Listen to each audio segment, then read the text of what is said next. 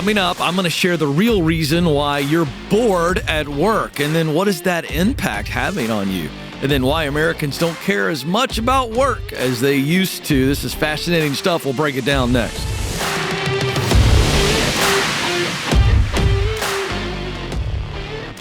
Welcome to the Ken Coleman Show. This is where we help you grow personally so that you can advance professionally and then lead effectively.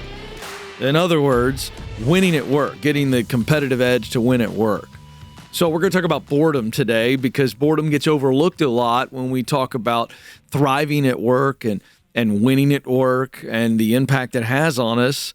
And so we're going to dive into this. Boredom causes as much burnout as being overworked. I think some of you are a little bit shocked by that. Now, they feel very different, but the effect is very similar. A boring job or mindless work that's not stimulating you in any way may seem like an easy way to pay the bill. Some of you are going, I want that boring, mindless job. Okay. But it's killing your soul. That's what you don't see. See, it doesn't feel stressful because, quite frankly, it isn't.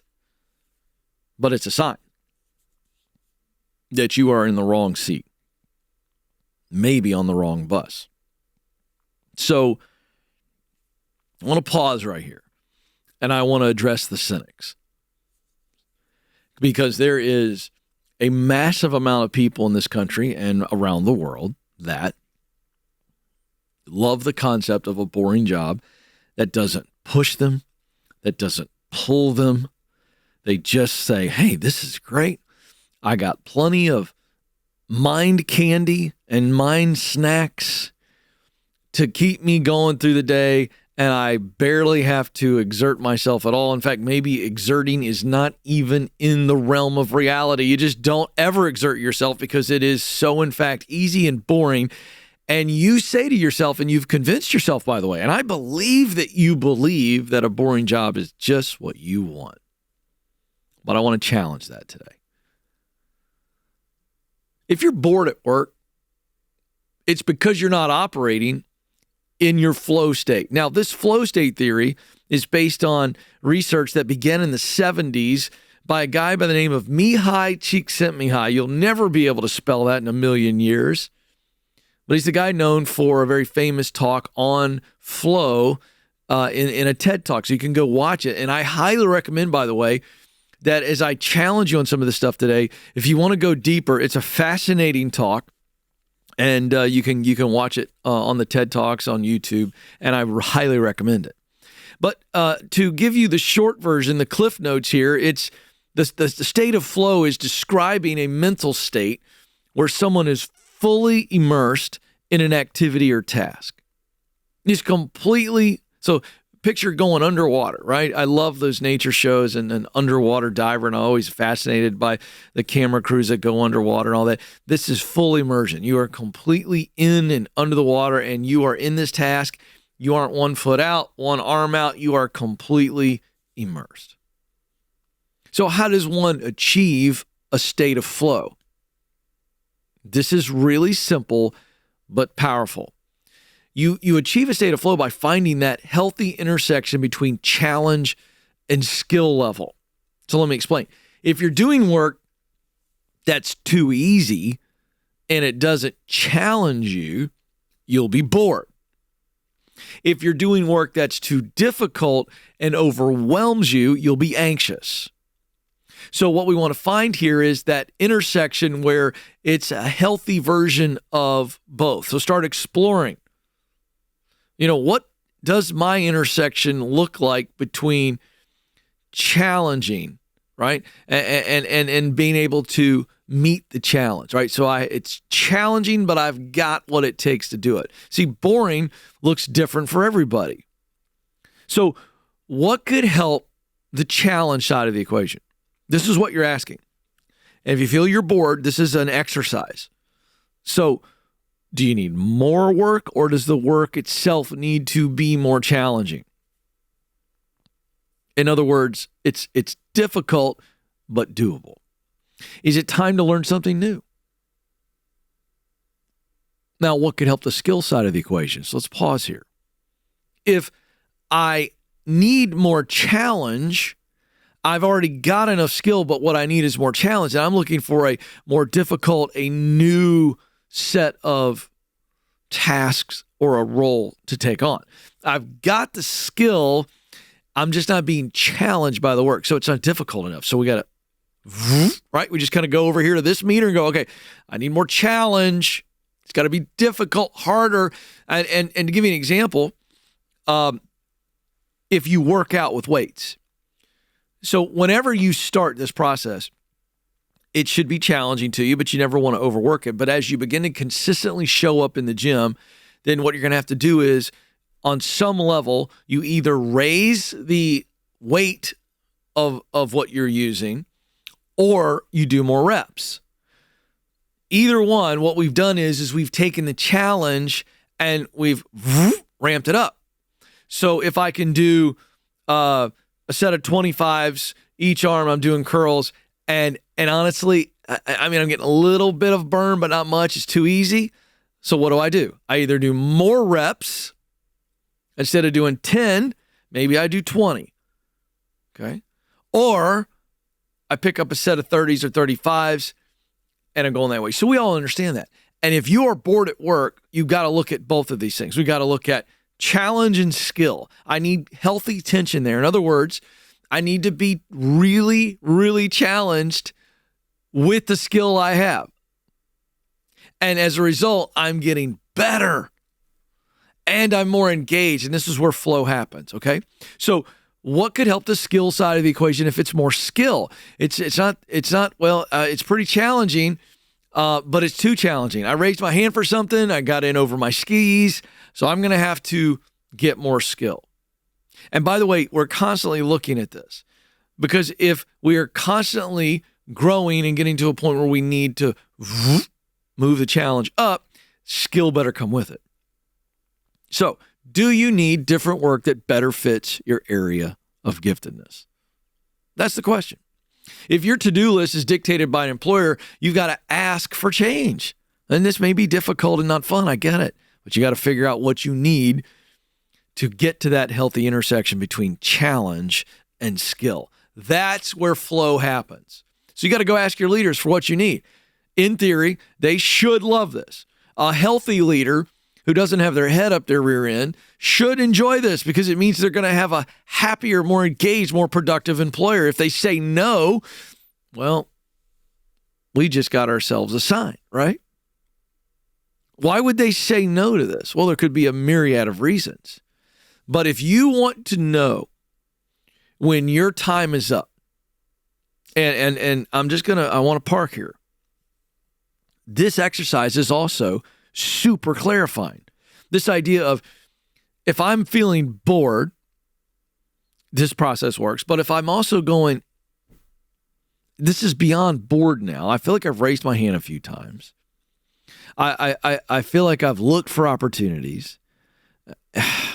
Is my time here done? This is also important, this exercise. Because we humans long for growth and progress. We're just wired for it. We're absolutely wired for it. So you got to ask yourself, I've gone to my leader, I've raised my hand here in this scenario I just gave you, and they're not receiving it. Why? Well, it's less about the why. It's more about, when am I leaving?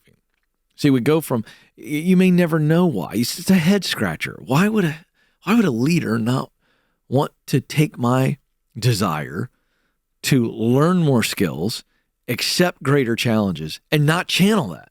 There's really no defensible answers to why. So now we just go, oh, this is a win. I can't be here long term, or I will get bored, and now my soul will completely escape my body. So I want you to find your flow state. Really identify where that healthy tension is between the challenge and the skill. And man, if you figure that out, you're not going to ever struggle with boredom. And here's the reason why this matters so much. Yes, it's the antidote to boredom, but it really is the fuel for growth. This is how great men and women who do great things and make huge impact, this is how they do it. They keep challenging themselves. and adding skill to meet the challenge.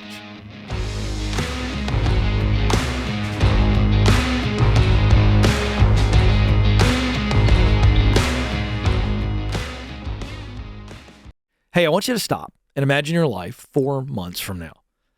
You got a new skill and a starting salary of more than $75,000. Now, in 15 weeks, and for only $5,000, you can get the skills to land a job in front-end web development through a Bethel Tech micro-credential. And that's way less money and time that you'd spend on a traditional degree to make more dough. Listen, folks, coding skills are in high demand. So with Bethel Tech's front-end web development micro-credential or their data science micro-credential, you can move up. The next class starts April 29th, and the Bethel Tech folks offer you 10% off because you're a Ken Coleman Show listener. Go to betheltech.net/Ken Coleman for details. Terms and conditions do apply.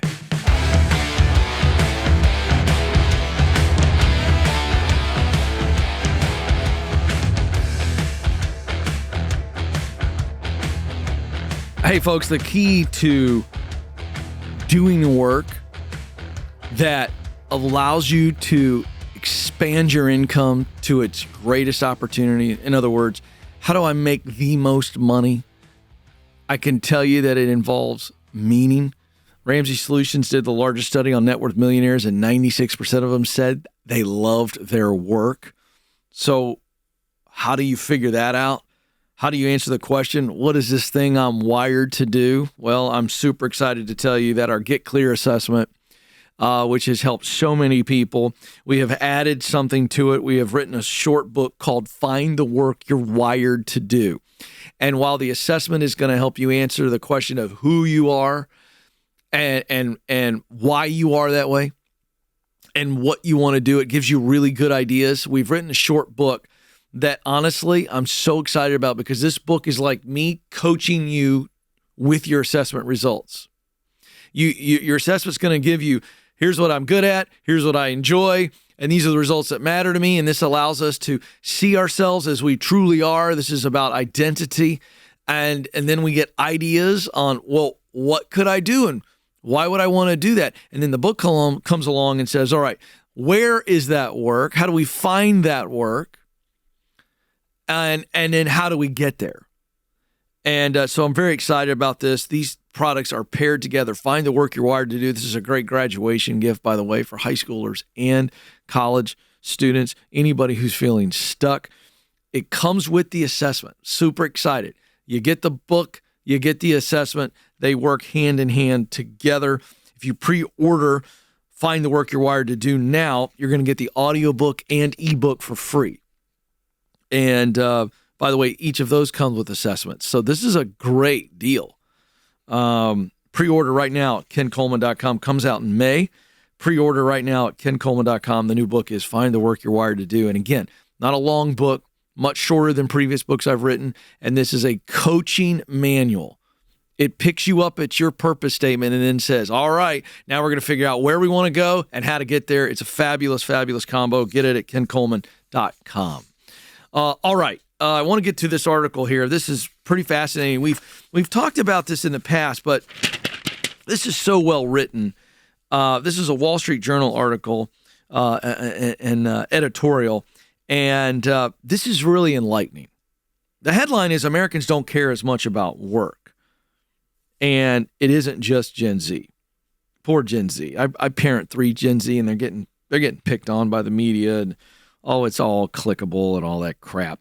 Bottom line is, from a generational standpoint, there are studs and duds in every generation. Studs and duds.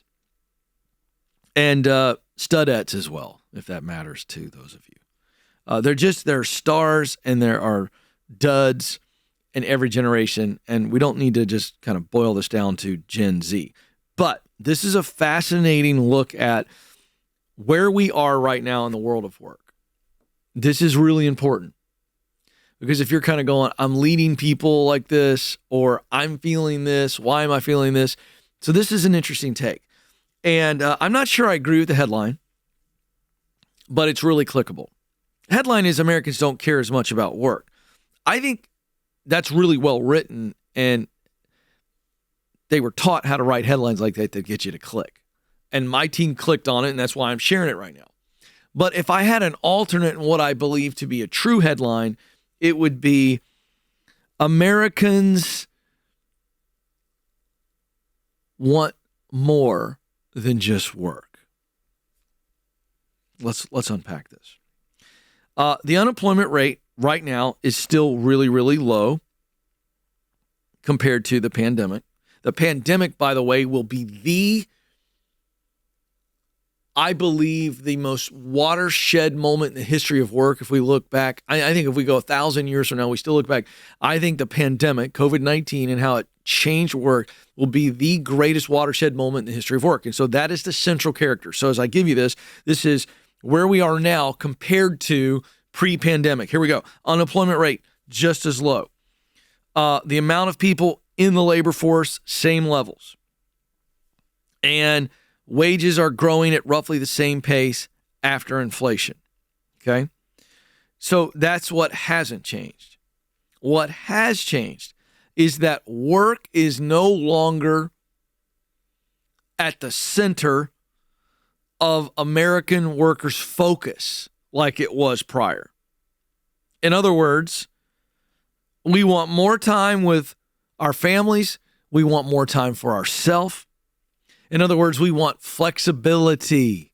We want options. And that changed dramatically. Prior to the pandemic, folks, it was very normal for a lot of Americans, certainly those who were trying to be successful and those that were successful, to say, hey, look, I got to bust it. I got to work extra hours. Working overtime was not a penance. It was hey, this is how I beat the competition. By the way, let me just say this. It still is. Now, that's going to make a lot of people that may watch this video upset. And I can just hear the comments coming at me. I don't think I should have to work so hard. And all the griping. I just got to go work for the man. Why? Okay, look. You get to choose how much you work in relation to your lifestyle. You want to work a part-time job? Change your lifestyle to fit a part-time job. Okay, what I'm saying is hustle has been demonized. But hustle is still a way to win, right? We glorify this in athletics and we poo-poo it in the world of work. Here's what I mean. I think Lawrence Taylor, Nathan, made this quote famous, that somewhere somebody's working out harder than I am or practicing more than me. It was something along those lines. And we glorify that. By the way, it's a great statement, right? But it's the athlete, the champion. Yeah, of course. They're getting paid to tackle large people and block large people and tackle fast people and all this. So yeah, that's great. But as a professional in the workplace, I don't think I should have to ever work extra hours. I don't think I should ever have to get better or learn something new. So here's what's changed. Because of the pandemic, people have now looked at work very, very differently and how they want to work, where they want to work, why they want to work. And it's forcing employers to adapt. We know this, the tension between staying at home and working, coming into the office, the hybrid model. There's a lot of tension still there. Okay. And it's all because, again, and I think this is a good thing, regardless of the tension and what anybody says, I think there needs to be a healthy tension between our work life and the rest of our life to say, you know what? At the end of the day, a little extra money here or there is not as important as a memory per se. So am I willing to adjust my lifestyle? And I think that is a healthy discussion. Now, if unemployment rises soon, let me tell you something. The leverage that we, the people, have in the workplace right now is going to evaporate. Because when you have to have a job, that you got to be there and you don't have options, well, then you're going to take the conditions that you are offered. So here's what happened. Back to the pandemic. So it shifted just physically, just about everybody. Okay? Now they came up with this crazy term called essential workers, where they had to go in, but for millions and millions and millions of others, it was like, you're going home. And so that was a physical shift, and it happened instantly. Now, some people loved it. Some people didn't like it. They felt isolated. Some felt both. Maybe it was a little bit of a roller coaster ride. Either way, what came away from this was we started looking differently at our job. In 2017, 24% of people told Pew that their job or occupation was very important to their identity. In 2021, still essentially for many people, the lingering of the pandemic still there. Only 17% did. Now, prior to the pandemic, very successful people who may identify themselves as workaholics, they were working those longer hours. They were getting after it. And then remote work changed the game. Everybody was at home. They were at home. So now they didn't have this competitive advantage by being in and working longer. So you realize that coming out of this, hey, I kind of like this idea of less work, same amount of money. And that's what's changed everything. In December, 5.5% of jobs were vacant. And in January, 40% of small businesses had at least one unfilled opening. That's because we have more jobs than people, essentially, who are saying, I want to work. And people have options to work from home. So, do we Americans care less about work? No. I actually think we care more about a healthy life. And I think we have come to recognize that I can be productive, I can be effective, but I don't have to be chained to the workplace. And that's shifted. So companies that figure that out, hey, people will work. People do want to make more money, but they want a better life. Leaders, you figure that out, and you're going to have any problem, whether it's in office or out.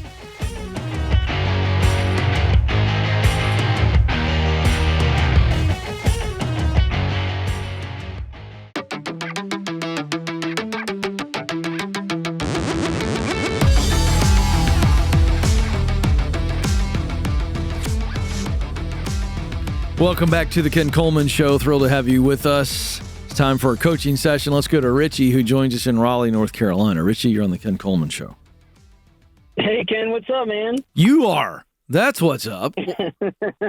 Awesome. So thanks for letting me be on the show. I really appreciate it. It's a real privilege. And so pretty much what's going on is I've been working in banking for about 7 years now, and I've reached this point where I'm kind of just done with the role that I'm in and not really sure what to do, where to go. Can't really find something that resonates with me. So I did take your assessment a few weeks ago, and I read the results, and I resonate with majority of it. I just don't know what to do next or where to go, how to use it. So here I am talking to you. Yeah, this is why, by the way, we wrote the new book, Find the Work You're Wired to Do, is to meet people here because it resonates with you. And my guess is you have some ideas, but you're not quite sure how to select the idea and then maybe how do I get there? Is that fair? Tell me more. Yeah, I think that's pretty spot on. There are a few things that I'm interested in. I explored it a little bit, but just as I explore it, it's like not resonating 100% with me. That's fine. Well, we're in the exploration point here, so we're getting as many ideas as we can, and we're looking into them. So I would think that's part of the process here for selection. It's like let's ideate, dig in, and then cross off or go thumbs up. Maybe that's an option. So where are you most hung up? What's you got the results? You said some of it resonated with you. That leads me to believe there's some confusion even in your results, and it could be as simple as labels that I use that ring one way to me and ring another way to you. I'm just curious. Tell me more. Now, are you asking like what your the results were? You said okay. maybe I'm honing in on something too much, but you said it sort of or kind of is there something in your results, and I'm talking about your purpose statement, where you go, I don't know. Okay, good question. Okay, so I would say in my passions, they're finishing, researching, and teaching. Never. I don't know. I don't see myself specifically being like someone that kind of like checks off a task list. I know I don't really write it down. Maybe it's in my head. I don't know. Maybe I'm overthinking. So Okay, so I don't know. that's good. So finishing is the one that threw you off a little bit. Yeah. Well, what about the researching and teaching?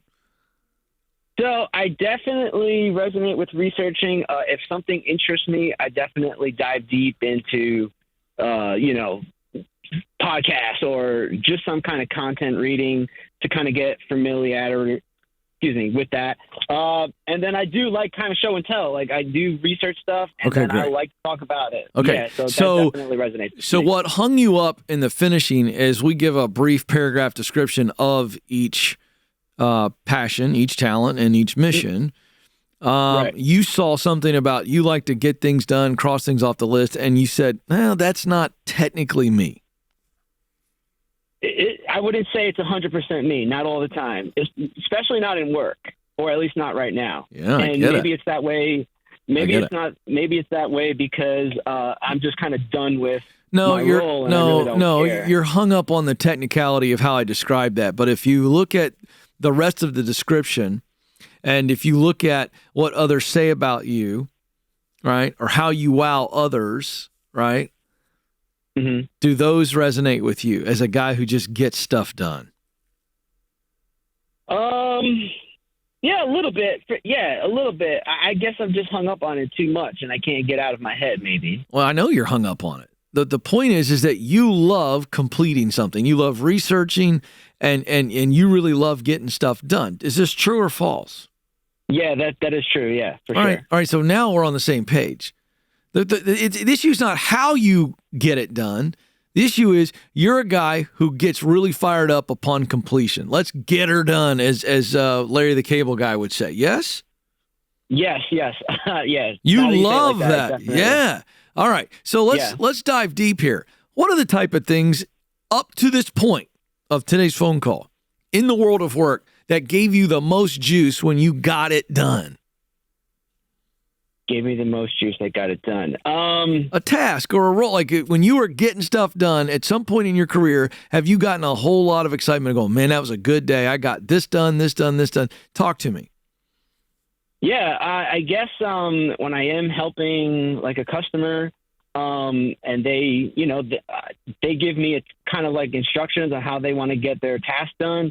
I'm on it. I do get it done efficiently. I don't like making mistakes. I want everything done right now. I don't like to wait later. I do like to get this person in and out. This is a guy who just told me for 5 minutes you didn't think you had the passion for finishing, and you just told us in beautiful language how much you love to finish, right? I guess you're right. All right. Yeah. I know I'm right, but it's not about me being right. Those are your answers.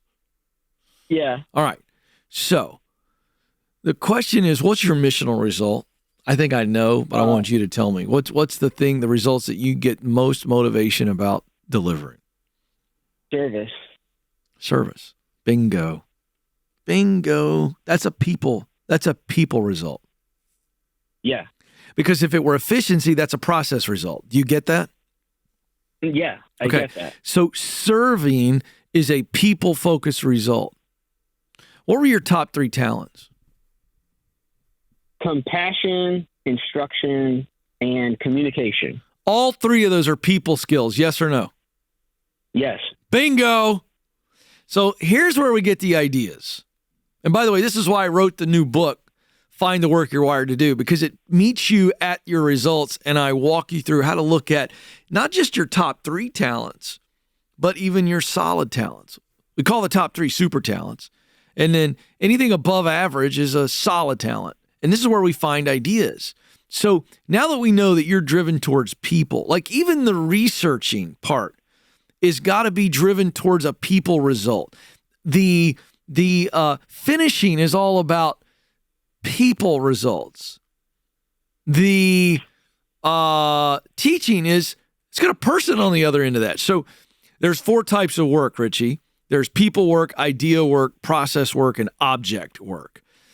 Your results are screaming people, and we agree, yes? Yes. All right, so here's a fun little exercise. I want you to answer. Don't worry about how it sounds. You can edit it later. All right? I want you to answer these questions on the spot, right off the top of your head. Here we go. Just go. You ready? Are you ready, Richie? Yeah. You're not going to think. You're going to feel these answers. All right. Who are the people you most want to help? I would say younger people. Great. My age. Great. We'll leave it there. We can edit it later. What are the problems or desires that those young people have that you want to help? Kind of just figuring out what to do next. I don't know if that sounds right, but doesn't have to sound right. You want to help them figure out what's next in their life?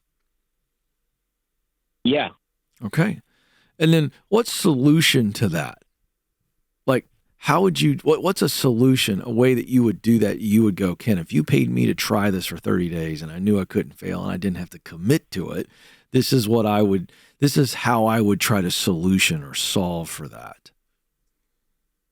Definitely some kind of coaching or consulting. Bingo. All right. Now, are we limited to those answers, Richie? No, we're not. But we have some really clear answers, don't we? Yeah. And by the way, your answers, do they line up with your purpose statement? Do you have the talent to do that? Oh, yeah, for sure. Yeah, you do. Do you have a passion for that kind of work? Yeah. Do you care deeply for those kind of results, to see people get their light bulb turned on, if you will? Right? Absolutely, yeah. All right, my man. That does sound right. All right, so what are all the ways we can do that? And I'm running out of time, so we can't brainstorm that on the air, but you can. You got to dive deeper into those answers. Those first level of answers were good. There's about 5 or 6 layers deeper you can go, so go back to that, and I want you to do it every night or every morning. You choose. Write it down on a piece of paper. If you use a pencil, it's easier. If you use a pen, scratch it out. Keep answering those questions. Who are the people I want to help? The problem or desire they have, the solution to that problem or desire that I get fired up about providing. And you do it over and over and over again. And eventually the answers get clearer and clearer and clearer. Do you see that? Yes. That's the exercise. And go start hanging around where those people are. Who's helping them in Raleigh, North Carolina? I'm going to give you the book, The Proximity Principle, because it's a wonderful, wonderful tool to understand and grab and get around people who are helping those people that you want to help. Get in places where those people you want to help are being helped. And this is where confirmation comes and opportunity comes. This is The Ken Coleman Show. Thanks for listening to The Ken Coleman Show. For more, you can find the show on demand wherever you listen to podcasts and watch the show on YouTube. You can also find Ken across all social media by following @Ken Coleman.